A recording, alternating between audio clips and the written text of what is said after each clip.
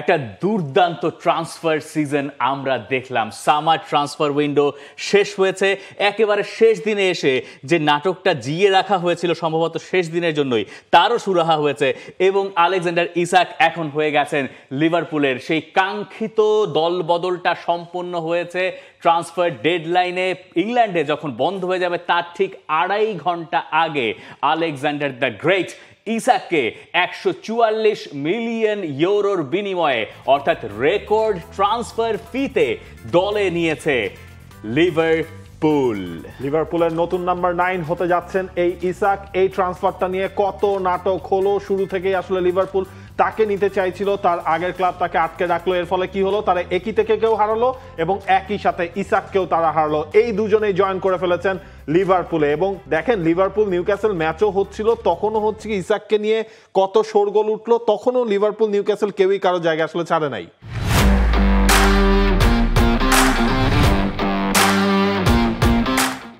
এবং এই যে ট্রান্সফারের রেকর্ডটা হয়ে গেছে, সেখানে যেমন মানে কয়েক সিজনের রেকর্ড যদি আপনি দেখেন যে আলেকজান্ডার ইসাককে কেন তারা টার্গেট করছিল, অর্থাৎ লিভারপুল নিউক্যাসলে তিনি 2022-এ এলেন রিয়াল সোসিয়েদাদ থেকে। 25 বছর বয়সী সুইডিশ স্ট্রাইকার, যার গোল এবং অ্যাসিস্ট বড় ক্লাবগুলোকে অ্যাট্রাক্ট করছিল। কন্ট্রাক্টের শেষ বছরে আলেকজান্ডার ইসাক ছিলেন। লিভারপুল যখন একবার একিতিকে পেয়ে গেল, অনেকে ধারণা করেছিলেন, ইনফ্যাক্ট আমরাই ধারণা করেছিলাম এবার বোধহয় আর এটা হচ্ছে না, কিন্তু সব শোরগোল থামিয়ে দিয়ে লিভারপুল যাকে চেয়েছে লিভারপুল তাকে পেয়েছেই। এবং লিভারপুলই সম্ভবত এইবারের ট্রান্সফার সিজনের সবচেয়ে বড় জয়ী দল, আমরা কি তাই বলবো? ওই যাকে টার্গেট করা তাকে পাওয়া, এইদিকে যেমন তাদের আসলে সাকসেস রয়েছে এবং স্পেন্ডিং এর দিক থেকেও যদি আপনি হিসেব করেন, লিভারপুল কিন্তু চেলসিকে আসলে ছাড়িয়ে গেছে। এর আগে সবচেয়ে বেশি খরচ করার তালিকাটাই ছিল চেলসি, সেই তালিকায় এখন লিভারপুল। আপনি ওই শুরুর নামগুলো দেখেন না, এইবারের ট্রান্সফার উইন্ডোতে 1, 2, 3 প্রথম যেই 3টা নাম, সেই 3টাই আসলে লিভারপুলের ঘরেই গেছে। এবং তাদের বয়স দেখুন 25, 22, 23, এই সবাইকে নিয়ে Milos Kerkez, Jeremie Frimpong, Giovanni Leoni, মানে এক্স্যাক্টলি আপনি দেখেন যে ফ্রিম্পংও তো আসলে লিভারপুলে এসেছেন। এক্স্যাক্টলি, কেরকেজও লিভারপুলে। লিভারপুল এইবারের দলটাকে যে শক্তি তাদের ছিল সেই শক্তি তারা বাড়িয়েছে এবং তারা এমনভাবেই কোমর বেঁধে মাঠে নেমেছিল যে টাকা পয়সার অভাব অন্তত পক্ষে তাদের হয় নাই। এবং আলেকজান্ডার ইসাক এখন আসলে এমন একটা লিস্টে আছেন যে লিস্টে Neymar, Kylian Mbappe, Philippe Coutinho, Ousmane Dembele, অর্থাৎ all time record transfer fee এর যে লিস্টে আছে সেখানে সবার উপরের নামটা তো নেইমার, সেটা খুব রাতারাতি হয়তো কেউ টপকে যেতে পারবেন না, কিন্তু সেখানে আলেকজান্ডার ইসাক এখন 4 নম্বরে প্রবেশ করছেন। সেই লিস্টে যদি আমরা একটু দেখে নিই, সেখানে আমরা আলেকজান্ডার ইসাককে খুঁজে পাবো। লিভারপুলের এত টাকা কোত্থেকে এলো অনেকে জানতে চাইতে পারেন, তাই না? দেখুন, লিভারপুলের ওই টাকার প্রমাণগুলাই দেখুন। Alexander Isak 144 million euro, Florian Wirtz 125 million euro, Hugo Ekitike 95 million euro. মানে এইবারের প্রিমিয়ার লিগের যে টপ 5 ট্রান্সফার, তার মধ্যে প্রথম 3টাই হচ্ছে লিভারপুলের খরচ করা। বেঞ্জামিন সেস্কো তিনি হচ্ছে চেঞ্জ হয়েছে এবং ভলদেমার তার সেটাও আসলে চেঞ্জ হয়েছে, তিনি গেছেন নিউক্যাসল ইউনাইটেডে, আর সেস্কো তো ম্যানচেস্টার ইউনাইটেডে।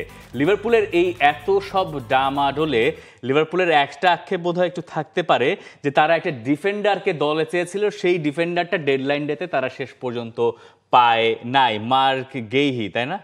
দেখেন, ক্রিস্টাল প্যালেস থেকে তাকে ছাড়া হয়েছিল প্রথমে। মার্ক গেইহি যে লিভারপুলে মেডিকেল দেবেন, সব ধরনের প্রস্তুতি সম্পন্ন হলো।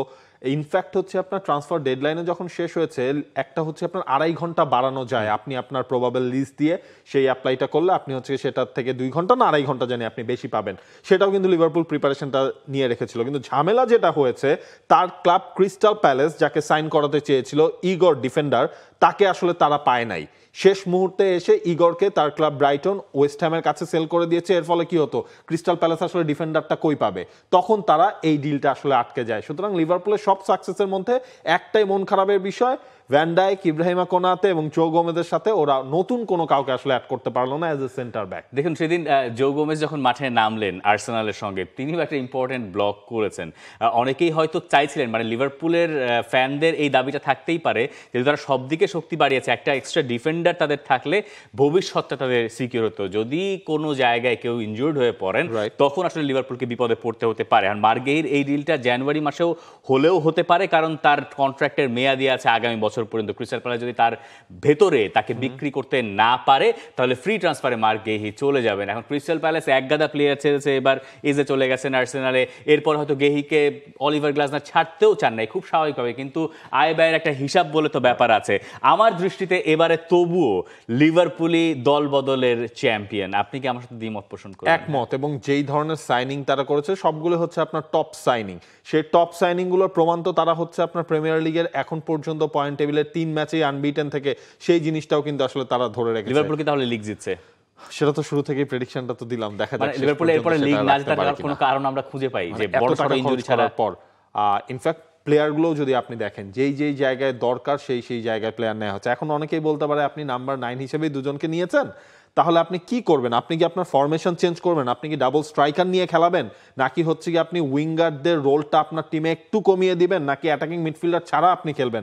অনেকগুলো ইকুয়েশন কিন্তু আছে। ফ্লোরিয়ান ভার্টসের রোলটা এই দলটা আসলে কি হবে, ইসাক এবং একি থেকে একসাথে স্টার্ট করবেন কিনা, এইগুলো এখন হচ্ছে স্লটের কারিশমার উপর ডিপেন্ড করছে। স্লটের জন্য আসলে একটা স্লট ফাঁকাই আছে, মানে ওই স্লটগুলো তাকে মেলাতে হবে, যে পাজলগুলো মেলাতে হবে, যেটা দিয়ে লিভারপুল যে দল বদল পার করেছে এরপরে তারা হয়তো প্রিমিয়ার লিগ তো আছে, চ্যাম্পিয়ন্স লিগের জন্য এবার একেবারে সগৌরবে ঝাঁপিয়ে পড়বে এই দলটা।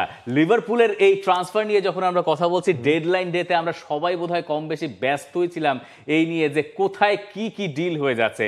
ডেডলাইন ডেতে এক নজরে আমরা যদি একটু দেখে নিই যে বড় বড় ট্রান্সফারগুলো কি ঘটলো। অ্যান্থনিকে শেষ পর্যন্ত ম্যানচেস্টার ইউনাইটেড বেতিসের কাছে দিতে পেরেছে। জেইমি ভার্ডি ক্রেমোনেসি ইতালিয়ান ক্লাবে যোগ দিয়েছেন। আলেকজান্ডার ইসাক তো লিভারপুলে গেলেনি। আর ম্যানচেস্টার ইউনাইটেড সান লেমেন্সকে নিয়েছে গোলকিপার অ্যান্টওয়ার্প থেকে, 23 বছর বয়সী বেলজিয়ান গোলকিপার।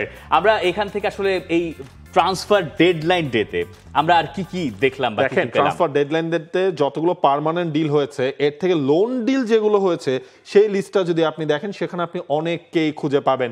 সেই জায়গাটার মধ্যে আলেকজান্ডার জিনচেঙ্কো, আর্সেনাল থেকে তাকে নটিংহ্যামে চলে যেতে হয়েছে। হার্ভি এলিয়ট, লিভারপুল তাকে অ্যাস্টন ভিলায় পাঠিয়েছে লোনে। জাদন সানচো ম্যানচেস্টার ইউনাইটেড থেকে অ্যাস্টন ভিলায় তিনিও গেছেন। কোলো মুয়ানি পিএসজি থেকে টটেনহ্যাম তাকে এনেছে, যদিও ইউভেন্টাসে তিনি লাস্ট সিজনের সেকেন্ড ফেজটা তিনি সেখানে খেলেছিলেন। পিয়েরো হিনকাপে আর্সেনালের এই নতুন লেফট ব্যাক লেভারকুজেন থেকে তিনি এসেছেন। নিকোলাস জ্যাকসনের ডিল ফাইনালি চেলসি থেকে বায়ার্ন মিউনিক তাকে ফেরত আনানোর যে পরিকল্পনা ছিল, লাস্ট পর্যন্ত হচ্ছে আপনার বায়ার্ন চেলসিকে বোঝাতে সক্ষম হয়েছে। তার এজেন্টেরও একটা বড় রোল ছিল। এবং রাসমুস হয়লুন্ড ম্যানচেস্টার ইউনাইটেড থেকে নাপোলিতে, এই লোন ডিলটাও আসলে কনফার্ম হয়ে গেছে। এই যে আমরা ট্রান্সফার লিস্টগুলো দেখলাম, সেখানে ম্যানচেস্টারের অনেক প্লেয়ার ক্লাব ছেড়েছেন। For more updates, subscribe to our YouTube channel and click on the bell icon. Follow us on Facebook and Instagram. Download T-Sports app to enjoy exciting games and highlights. Visit tsports.com.